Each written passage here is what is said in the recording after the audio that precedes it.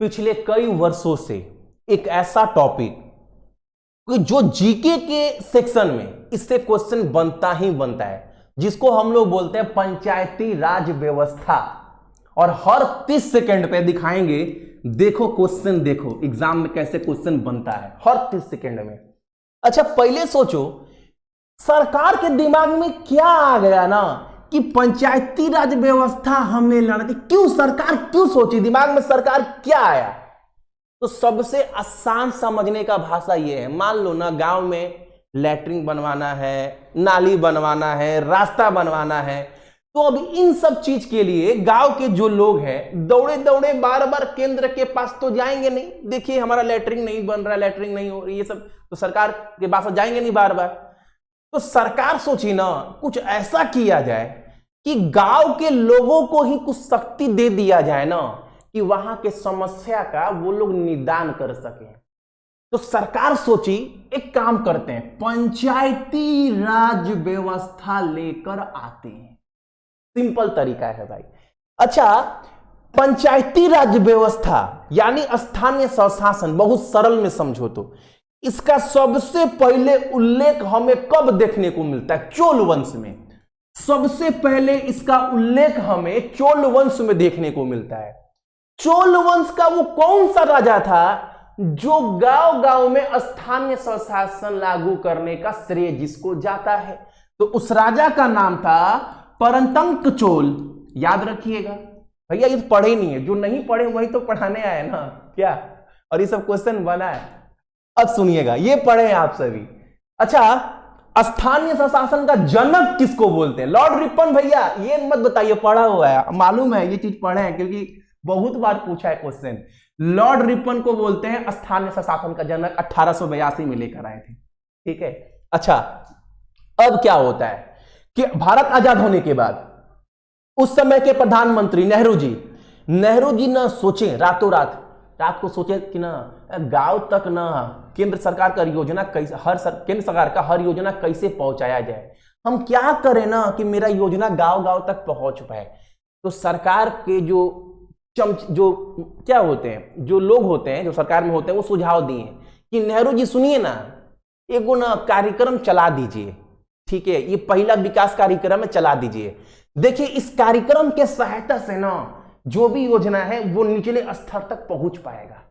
तो नेहरू जी बोले क्या है भाई? तो नेहरू जी को बोला गया ना, पहला सामुदायिक विकास कार्यक्रम पूरे देश में चला दीजिए। देखिए झटाझट पूरे देश में ये लागू होगा। और 2 अक्टूबर 1992 को ये योजना लगा दिया गया, लेकिन ना चला ही नहीं, असफल हो गया।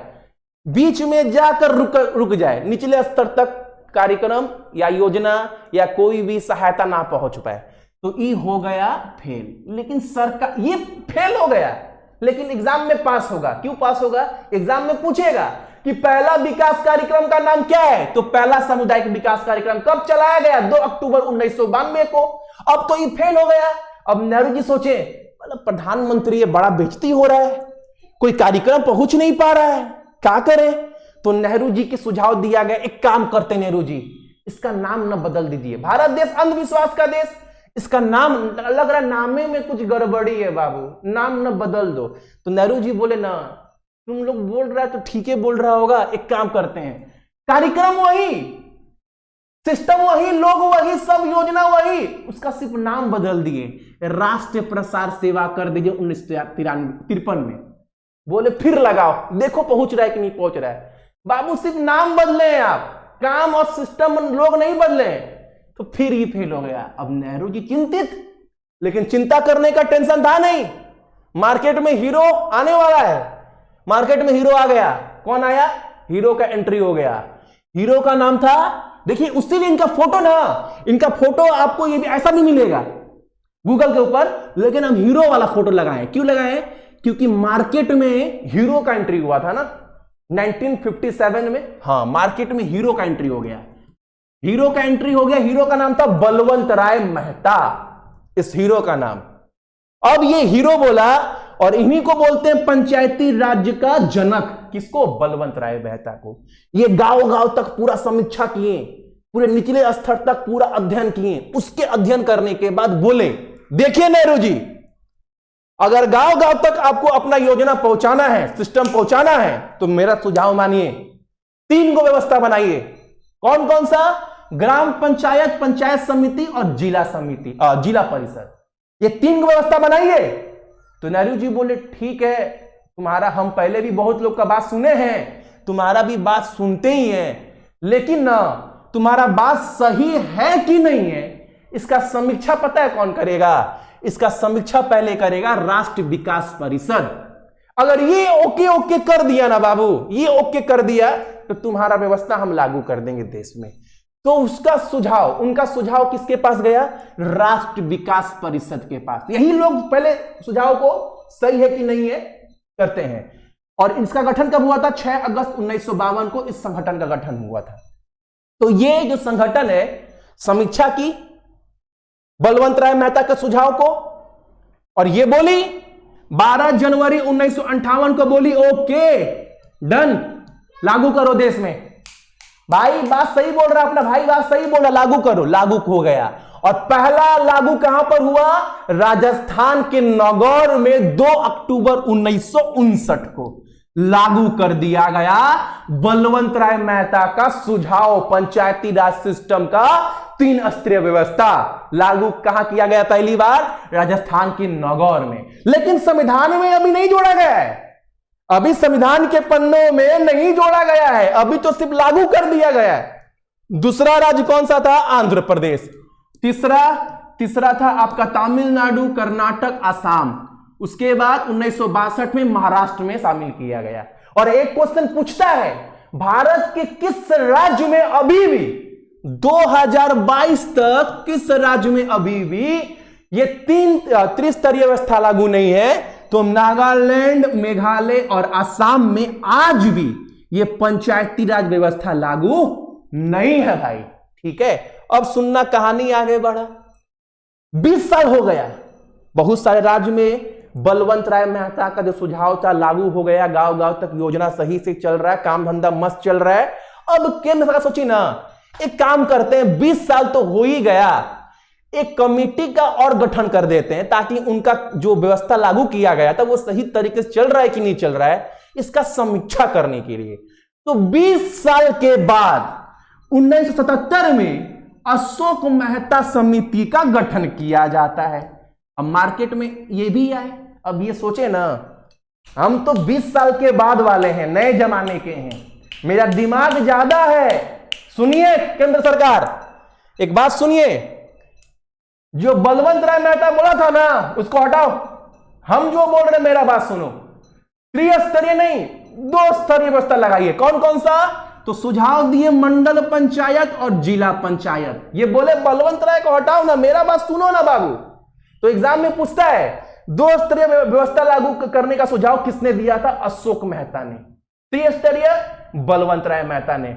और इतना ये ज्ञान पेल दिए ना, इतना दिमाग लगा दिए कि 137 गो सुझाव दे दिए इस समिति में।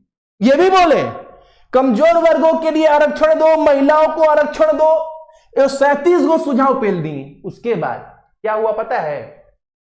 सरकार बोली ना, देखो बाबू, पहले ही नेहरू जी गलती कर चुके हैं, पहला विकास कार्यक्रम लगाए थे, असफल हो गया, उसका नामों बदले फिर भी असफल रहा। मार्केट में एक हीरो आया था बलवंत राय मेहता, उसका सुझाव पूरे देश में सही तरीके से चल रहा है। अब तुम बोल रहे नहीं मार्केट में नया हीरो हम बनेंगे। बाबू देखो, हम लोग रिस्क नहीं ले सकते, तो तुम्हारा सुझाव ना हम लोग ना कैंसिल कर देते हैं, ठीक है, माफ कर दीजिए हमें। और पंचायती व्यवस्था को लेकर बहुत सारा कमेटी बना। मोटा मोटी तौर पर आपको 5 कमेटी का नाम याद रखना है। बलवंत राय मेहता कमेटी 57 में आया था, अशोक मेहता 77 में, GV.K. राव कमेटी 85 में, LM सिंघवी 1986। ये सब आपको याद रखना, सिर्फ कमेटी का नाम और इसका डेट, और कुछ आपसे नहीं पूछेगा, ठीक है। अब मेन बात आता है, अब देश में पंचायती राज व्यवस्था सही तरीके से चल रहा है। अब सरकार सोची ना, एक काम करते हैं ना, लागू कर देते हैं हम देश में, और संविधान में इसको जोड़ देते हैं। काम का सही तरीके से चल रहा है तो इसको संविधान में जोड़ दिया जाए। तो 73वां संशोधन लाया गया 1992 में। अच्छा, उस समय के प्रधानमंत्री कौन थे? एक क्वेश्चन ही पूछता है, जब 73वां संशोधन हुआ तो प्रधानमंत्री कौन था? नरसिम्हा राव। नरसिम्हा राव उस समय के प्रधानमंत्री थे। अब कोई भी संशोधन होगा, कोई भी बिल आएगा, वो पास कैसे होगा? तो पहले भैया लोकसभा में जाता है, फिर राज्यसभा में जाएगा, फिर राष्ट्रपति साइन करेगा, उसके बाद किसी का औकात नहीं है उस बिल को रोक दे। बिल्कुल सही बात है भाई। तो पहली बार जब 73वां संशोधन हुआ ना बाबू, तो पहली बार ये बिल पहुंचा लोकसभा। कब? 22 दिसंबर को। लोकसभा बोला डन, ओके। राज्यसभा में 23 दिसंबर 1992 को राज्यसभा बोला ओके डन, वेरी गुड। राष्ट्रपति के पास पहुंचा, कब पहुंचा? 20 अप्रैल 1993 को राष्ट्रपति बोले बिल्कुल सही है, लगाओ पूरे देश में व्यवस्था, संविधान में जोड़ो इसको। और 24 अप्रैल को अंत में इसको पूरे देश में लागू कर दिया गया। संविधान में जोड़ने के बाद, संविधान में कब जोड़ लिया गया? 24 अप्रैल 1993 को लागू हो गया 73वां संशोधन। ठीक है, अब आगे सुनना। संविधान में जुड़ेगा तो बाबू भाग में डालना पड़ेगा, अनुसूची में अनुच्छेद डालना पड़ेगा ना। तो इसको किस भाग में डाला गया? 9वां भाग में। ठीक है, 9वां भाग में। किस अनुसूची में जोड़ा गया? 73वां को 11 में। 16 गो नए अनुच्छेद जोड़े गए, 243 से लेके 243 ओ तक, याद रखिएगा। ओ तक, ओ भी आता है ओपी, ओ आता है 15 पे। अरे 243 एक तो है ना एक्स्ट्रा, 16 को नया अनुच्छेद जोड़ा गया। उसके बाद बाबू, अच्छा एक क्वेश्चन पूछता है आप सभी से ना, 73वां संशोधन के बाद संविधान में पंचायती राज व्यवस्था को जोड़ने के बाद, लागू होने के बाद, भारत का वो पहला राज्य कौन सा है जो पंचायती राज व्यवस्था को लागू किया है अपने राज्य में? देखो पहले तो बहुत सारे देश में राज्य में लागू हो गया, कर्नाटक में, तमिलनाडु में, आसाम में, राजस्थान के नागौर में, इस सब, लेकिन संविधान में नहीं जोड़ा गया था। संविधान में जुड़ने के बाद पहला राज्य आपका मध्य प्रदेश है, यह बात याद रखिएगा। अब आगे सुनना, आगे यहां से कुछ इंपॉर्टेंट बात सुनना। पंचायती राज में कितना विषय है? 29 गो। ग्राम पंचायत संगठन की स्थापना किस अनुच्छेद के तहत की गई है? 40 में। इसी को बढ़ाया गया है, इसी को ना बढ़ाया गया है बाबू 73वें संशोधन के बाद, याद रखिएगा। अगला हमारे सामने, राष्ट्रीय ग्रामीण विकास और पंचायती राज संस्थान का मुख्यालय कहां पर है? हैदराबाद में है। इसका गठन कब हुआ था? 20 सितंबर 1977 को। पंचायत का गठन करने के लिए कम से कम कितने लोगों की जरूरत है? 20 लाख। अगर पंचायत का गठन करना है तो कम से कम 20 लाख लोग चाहिए, तभी एक पंचायत का निर्माण हो सकता है। और यह बोला पता है किसमें गया है? 243 बी अनुच्छेद में। ठीक है, आगे बताएंगे सब अभी। आगे सुनना, पंचायती राज व्यवस्था किस पर आधारित है? सत्ता के विकेंद्रीकरण पर। इंपॉर्टेंट है ये वाला, बहुत बार पूछा है। पंचायती राज व्यवस्था किसके अंतर्गत आता है? नीति के निर्देशक सिद्धांत के अंतर, पता है ना? अच्छा, डायरेक्टिव प्रिंसिपल ऑफ स्टेट का अनुच्छेद कितना है भैया? एकदम याद है भैया, 36 से 51 के अंतर्गत। ठीक है, अच्छा, नीति के निर्देशक सिद्धांत कहां से लिया गया था? आयरलैंड से। यह भी याद होना चाहिए, आयरलैंड से लिया गया था ये सुझाव, ये सोच। अगला सुनना हमारे सामने, पंचायती राज संस्थान के चुनाव के लिए कौन जिम्मेदार है? केंद्र सरकार वाला इलेक्शन कमीशन नहीं, राज्य चुनाव आयोग जो है वो जिम्मेदार है। अगला, पंचायत चुनाव के लिए उम्मीदवार की कम से कम उम्र कितनी होनी चाहिए? 21 साल, कम से कम। ठीक है, अगला, पंचायत संस्थान का कार्यकाल कितने वर्ष होगा? 5 साल का। यदि पंचायत भंग हो जाती है तो फिर चुनाव के लिए कितने समय चाहिए? तो 6 महीना के अंतर्गत चुनाव दोबारा करवाना है। ठीक है, पंचायत व्यवस्था में सभी स्तर पर महिलाओं के लिए कितना आरक्षण दिया गया? 1/3। हर विभाग में 1/3 महिला को दिया रहेगी नहीं, किसी ना किसी पोस्ट पर। अगला, पंचायत समिति में मुख्य अधिकारी कौन होता है? Block BDO, block development officer, यानी प्रखंड विकास अधिकारी। ठीक है, अगला, पंचायती राज दिवस कब मनाते हैं बताओ? यह मनाया जाता है 24 अप्रैल को। लेकिन एक क्वेश्चन और पूछता है आप सभी से कि पंचायती राज दिवस मनाया जाएगा 24 अप्रैल को, ये निर्णय कब लिया गया? तो 2010 से यह निर्णय लिया गया कि 24 अप्रैल को हर साल पंचायती राज दिवस मनाया जाएगा। पंचायती राज मंत्रालय का गठन कब किया गया? 27 मई 2004 को। और जितने लोग भी देख रहे हैं एक कमेंट करना, पहला मंत्रालय किस मंत्री को दिया गया था, यह आपको बताना है। पीडीएफ में तो डाल ही चुके हैं, डाल भी देंगे कि पहला मंत्रालय किसको दिया गया था पंचायती राज व्यवस्था का। अभी कौन है? अभी तो जब मैं वीडियो बना रहा हूं, आज कौन सा तारीख है? आज है आपका 8 सितंबर 2022। जब वीडियो बना रहे हैं अभी वर्तमान में यह मंत्रालय गिरिराज सिंह जी के पास है, याद रखिएगा, बिहार के बेगूसराय वाले। अगला, ग्राम सभा की बैठक बुलाने का पावर किसके पास है? ग्राम सभा के सचिव के पास। ठीक है। उसके बाद भारत में पहली बार किस पंचवर्षीय योजना में पंचायती राज व्यवस्था लागू की गई? दूसरा, सबको पता है बाबू, पहला तो 1951 से 1956 तक चला, तो दूसरा ही होगा ना, 57 के बाद ही ना आया, तो पहला होगा नहीं, तो दूसरी पंचवर्षीय योजना में लागू किया गया।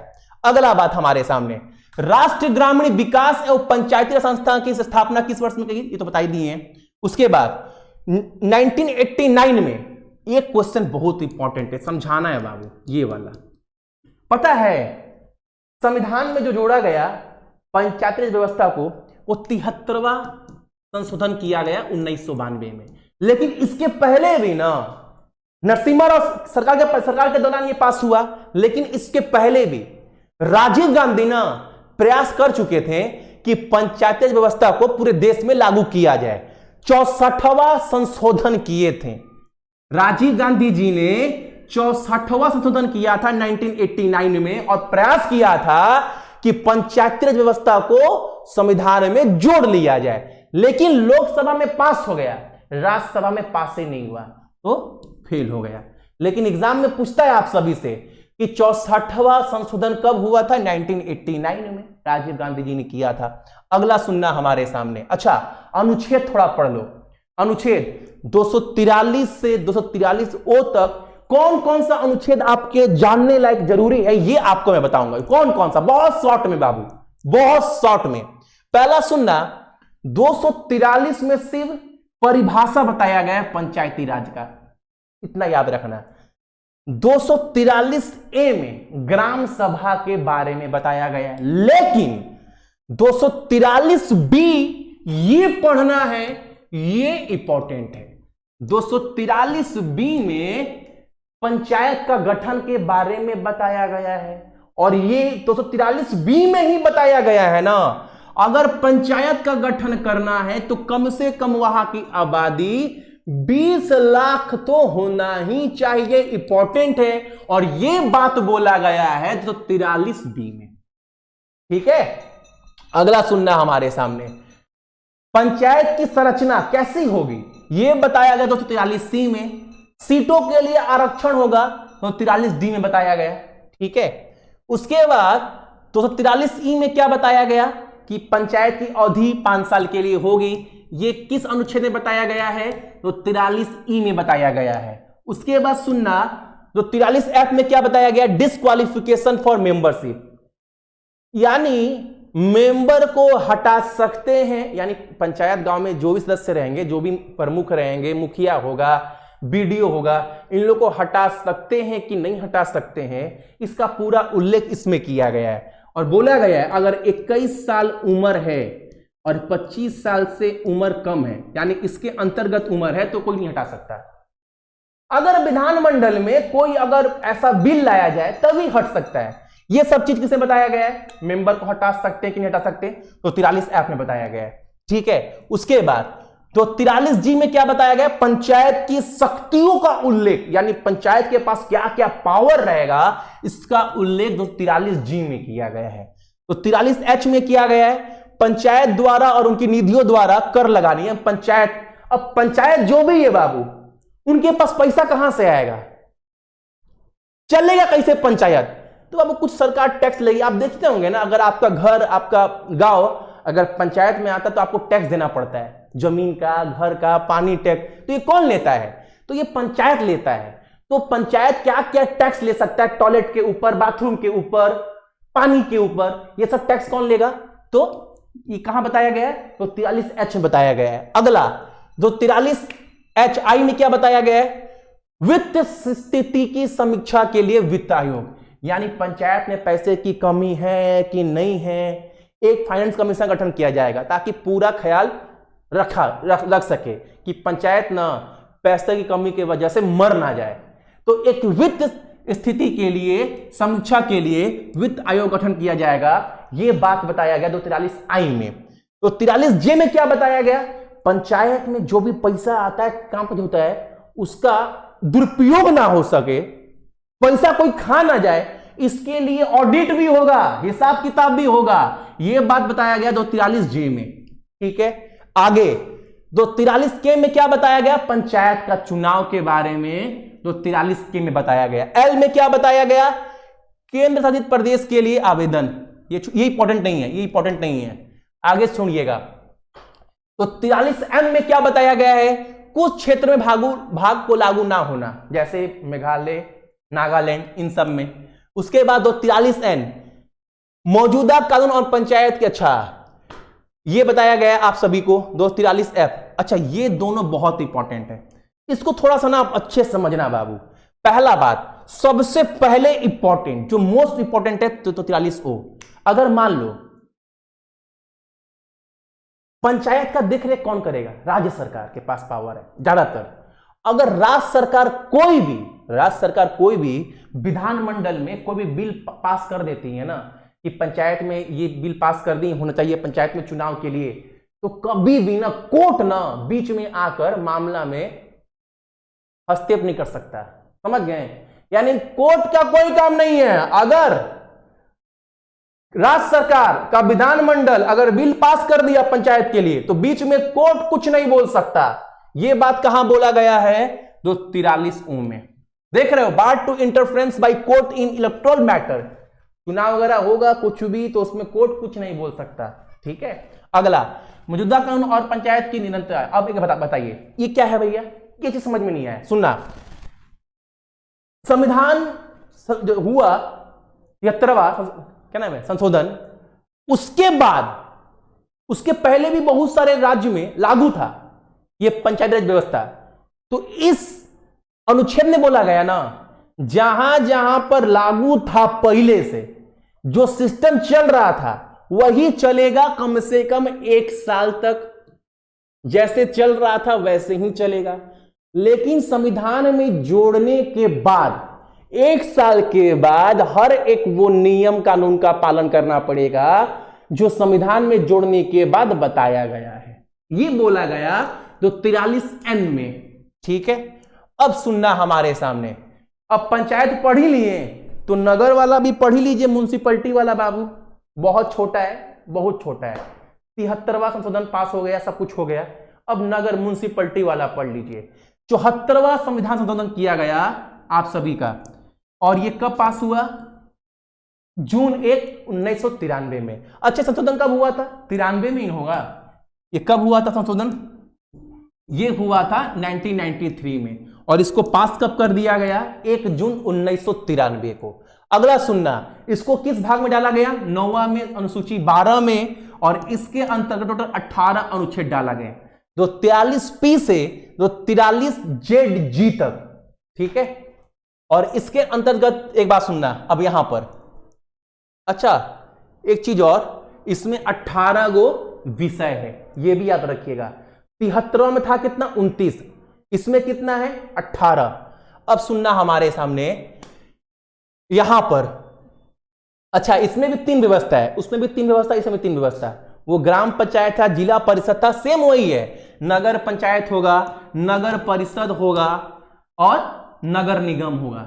ये व्यवस्था होगा आपका म्युनिसिपैलिटी में। उसके बाद आपको बताया गया संविधान का 14वां संशोधन संबंधित है किससे? शहरी स्थानीय प्रशासन से। आसान है। उसके बाद आप सभी का सबसे पहले नगर निगम का उल्लेख हमें कहां मिलता है? सबसे पहले कहां लागू किया गया था? 1687 में भारत के मद्रास में यह स्थापित किया गया था। इंपॉर्टेंट, याद रखिएगा आप सभी। ठीक है, अगला सुनना हमारे सामने, अगला नहीं, खत्म। तो और इसका सारा पीडीएफ ना आपको हम दे देंगे सक्सेस की 98 के टेलीग्राम के ऊपर, तो वहां से जाकर भी आप सभी लोग डाउनलोड, एप्लीकेशन है टेलीग्राम के ऊपर, ठीक है, तो वहां से जाकर भी आप सभी डाउनलोड कर सकते हैं। क्लास कैसा लगा आप लोग बताना कमेंट्स में, और क्या टॉपिक आपको चाहिए जो पानी की तरह पूरा क्लियर हो जाए, आप कमेंट करना। Thank you everyone.